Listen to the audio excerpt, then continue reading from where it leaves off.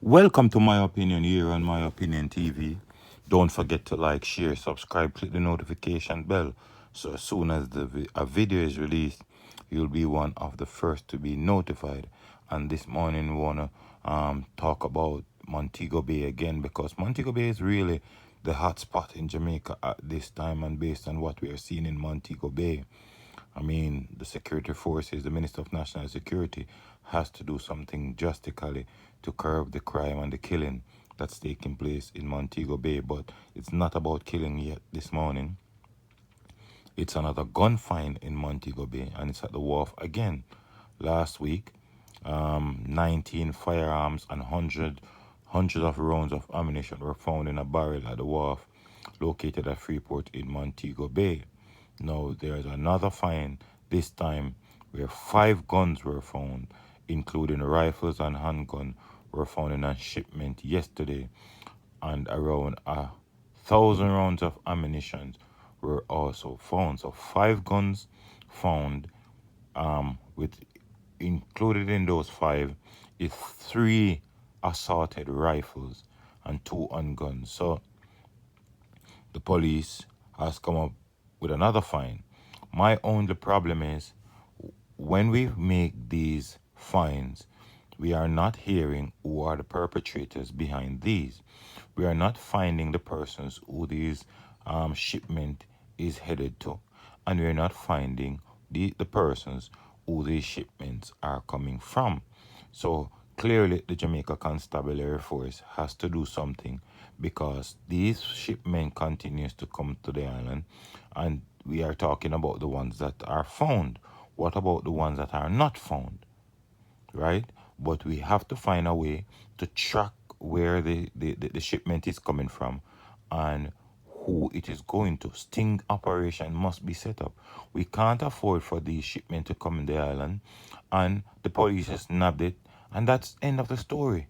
No, the perpetrators are going to continue to send, and at some point they'll find other ways for it to get through. We can talk about these 19 firearms that were seized last week and these 5 that were seized on Monday. But how much has gone through already? That's a very, very important question.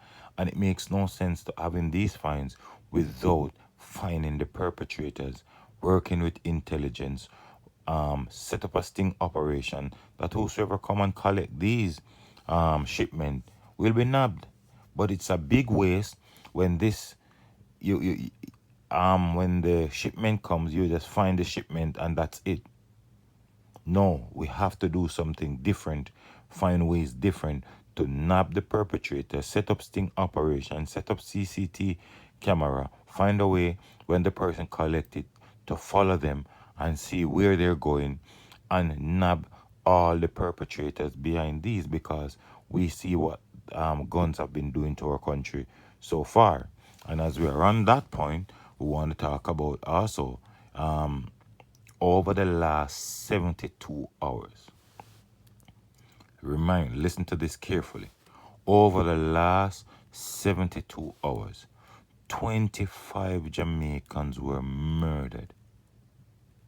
25 Jamaicans were murdered over the last 72 hours.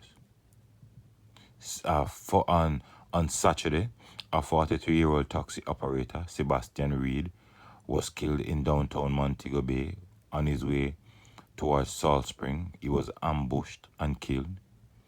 In another incident, a 76-year-old domestic helper, Estrina Wilson, and a 48-year-old painter, Dwight McCollum, both of Quarry, were shot dead when gunmen pulled up in a car as they sat outside Wilson's gate watching patrons at a birthday party. In Norwood, a 13-year-old boy and a female were among 5 shot with 3 succumbed to their injuries. The deceased persons were identified as 20-year-old Nicardo Daly, unemployed of Montego Hills, 47-year-old Donovan Reed of Norwood, and 50-year-old Aubrey Brown, a plumber of Norwood. These were all persons killed in Montego Bay. And then in Kingston, Almontown, 5 persons were shot, 3 fatally on Sunday night. and then you hear that murders are trending down, but at the rate at which this is 2021 has started, definitely this is cause for concern. And as they said, 25 persons were killed, two triple, a double, including the triple in St. James, and the triple in Almontown, the Dublin Olympic Garden where a mother and daughter was killed. How can we continue like this? How can a country like Jamaica continue so small, continue like this?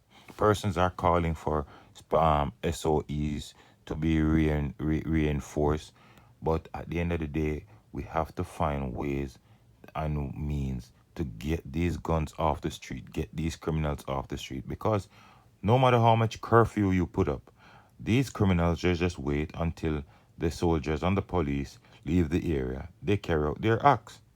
The curfews are wasteless. It's a waste of time because all they do is a police and soldier parade the area for a couple of days, a couple of hours, and these gunmen just sit down and watch and watch and watch and wait.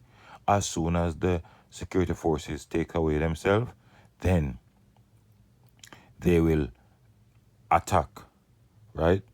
But a lot of persons are fearful of Jamaica right now based on what's happening, and we hope the security minister and Marlene Malahou Ford toured sections of St. James.